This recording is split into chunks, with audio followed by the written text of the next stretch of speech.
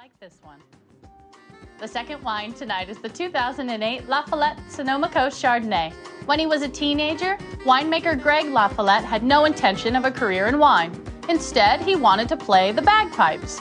He even ended up being a ship's piper on a cruise ship. But anyone who tastes this luscious Chardonnay will be glad he gave up that dream long ago. Our third wine is the 2008 Flowers Sonoma Coast Chardonnay, which comes from what's known as the extreme Sonoma Coast, the very last hillside ridges before the land drops down into the cold Pacific. This is dramatic, beautiful country, much like the wines that come from this vineyard. Fourth, we have the 2008 McCrosty Sonoma Coast Chardonnay, made by the only winemaker I know of who is also a cryptographer for the U.S. Army. Maybe those code-breaking skills he picked up then are what has allowed him to crack the code of how to make terrific wines like this one. Today's fifth wine is Pay Vineyards 2008 Sonoma Coast Chardonnay. To get to Andy and Nick Pay's gorgeous vineyard, you basically turn left off of California's Highway 101 near the town of Cloverdale and drive, and drive, and drive. It's a truly remote site, hidden high above the Pacific coast. In a way, it's a secret, but one we're thrilled to let you in on. Our sixth and final wine is the 2008 Ramey Sonoma Coast Chardonnay. There are few winemakers in California more acclaimed than David Ramey. He's a sought-after consultant for many big-name wineries, but I think the best examples of his incredible talent are his own wines like this one. All the wines we feature on Vine Talk are excellent. Each episode, we ask an independent panel of experts to rank a group of 20 wines. Then we taste the top 6. Here in the Vine Talk studio, our distinguished yet feisty audience just completed their blind taste test of our 6 wines. Let's see if they're behaving. So before we get started, I'd like to share some background information on the region that we're going to be tasting today, which is the Sonoma Coast, California. And it's actually a huge region. It goes all the way from San Pablo Bay all the way up to Mendocino.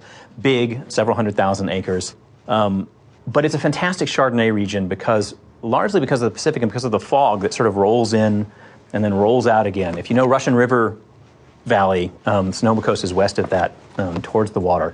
And what you get are these Chardonnays, particularly the ones from the far edge of the Sonoma Coast, like right on the edge of the Pacific, that have really crisp acidity, really zingy flavors. So it's not the kind of big, buttery Chardonnay style that you think of as California. It's crisp, it's zippy, it's elegant, minerally, whatever the wine words can I throw out at you? You're looking at me, I'm like, yeah. Sounds good. It's a super fantastic. They don't care. Yeah, they don't care. They want to drink. Ray has asked our audience to pick the wine they like best. Let's see if they've risen to the occasion. Did you pick your favorite? Yeah! I can't wait to find out.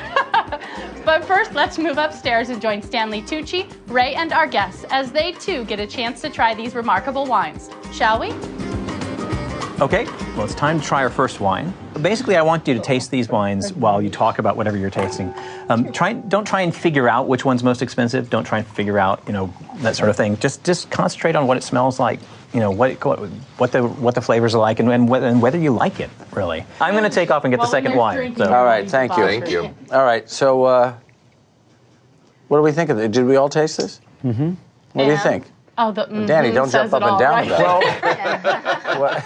No, I think it's important to look at wine as a condiment for the food. In the middle of the table we have some food, and there's really, believe it or not, this is food thanks to you, as a matter of fact. This is from our restaurant, The Modern. And what I mean by that is that if you really just look, you spent your whole life putting mustard on things because you like the way mustard tastes, not because you had to go, oh my God, what's the formula for when I should like mustard? And really, each one of these wines, if you just look at them as a condiment for food and ask yourself if it tastes good, you're going to be very, very consistent with your own taste that you've had your whole life with all this other kind of stuff. Mm-hmm. Right. For me, I can't really comment on that wine until we see all of them.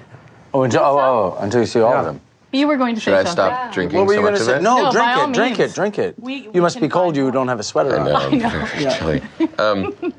There's something, the word tepid comes to mind. Tepid? Yeah. That's And I often don't used mean- for my career, too. In some of my performances. Tepid, not... Tepid as I don't mean not the temperature-wise. temperature. I mean just like, there's something kind of just flat. a little A little flat? thoughts. Well, there's just something I don't love about it.